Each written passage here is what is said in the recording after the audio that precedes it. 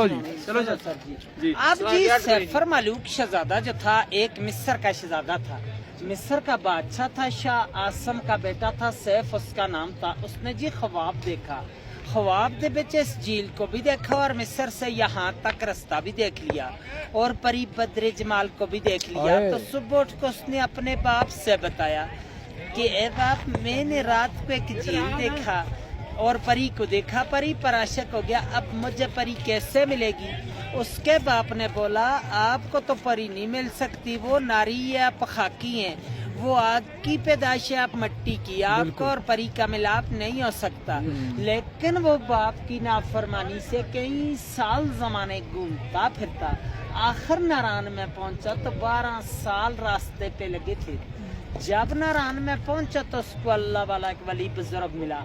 उस वली से पूछा कि मुझे परी कैसे मिलेगी? उसने बोला कि ये सामने पीछे जो छोटी पहाड़ है, इसी की बैक साइड में एक खेमे की तरह पत्थर है, वो आप भी मौजूद है।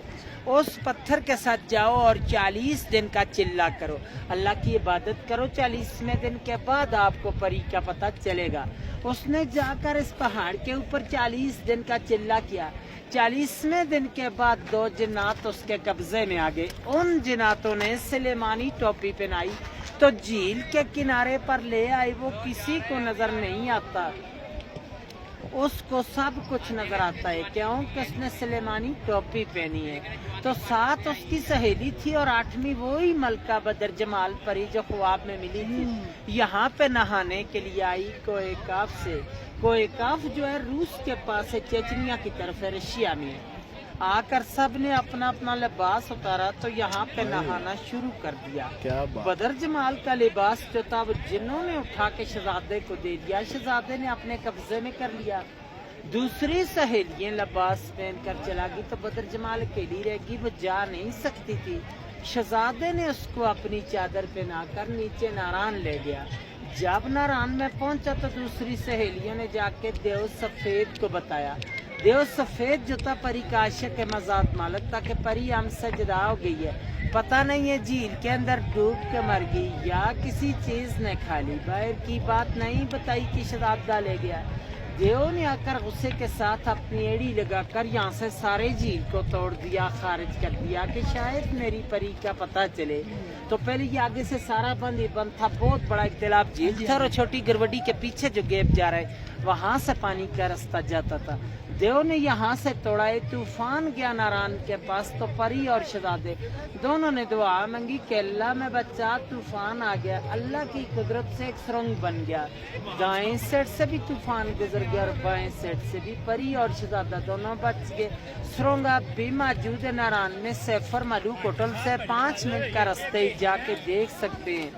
और देव ने गुस्से के साथ यहाँ से एक और छलांग लगाई तो दवा सही में लगा, देव का सांस चला गया परी के सदमे से। परी को लेकर शहजादा शहर मिस्र को चला गया। शहजादे का नाम था जी सैफ मलूक। तब कहते हैं कि यहाँ दोनों की मुलाकात है, इसलिए इस झील का नाम मशहूर किया सैफर मलूक झील और इसकी दास्तान बनी है। फिर लोग आने शुरू हुए। उस वक्त इंसान की आबादी नहीं थी, कोकाफ परेस्तान था, परियों का देश था। और आप इस वक्त 10,500 की हाइट पे खड़े 27 समंदर से, वो सामने मलका पर्वत है बर्फ वाली जो आखिरी चोटी है, इसकी 17,000 हाइट है, 7,000 यहाँ से ऊपर है।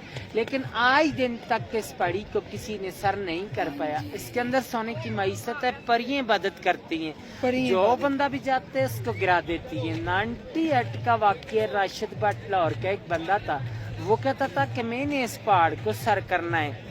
लोगों ने उसको मना भी किया था लेकिन वो चला गया। जाते हुए रास्ते में गिर के मर गया था। 13 दिन बाद उसकी डेड बॉडी मिली है मकामी लोगों को, उन्होंने उठा के नीचे भेजा। चांदनी रात होती है, चांद की जब 14वीं रात हो, परियां उतरती हैं यहाँ पे, लेकिन उन लोगों को नजर आती है कि जो चिल्ले गुजार लोग होते हैं, इबादत करने वाला बंदा, हर बंदा परियां नहीं देख सकते, यही देख सकते हैं कि इन पहाड़ों के नजारे होते हैं। और आज दिन तक झील की गिराई का अंदाजा भी अल्लाह तेरा भला करे चाचा, शुक्र है। एक अंग्रेज आया था, उसने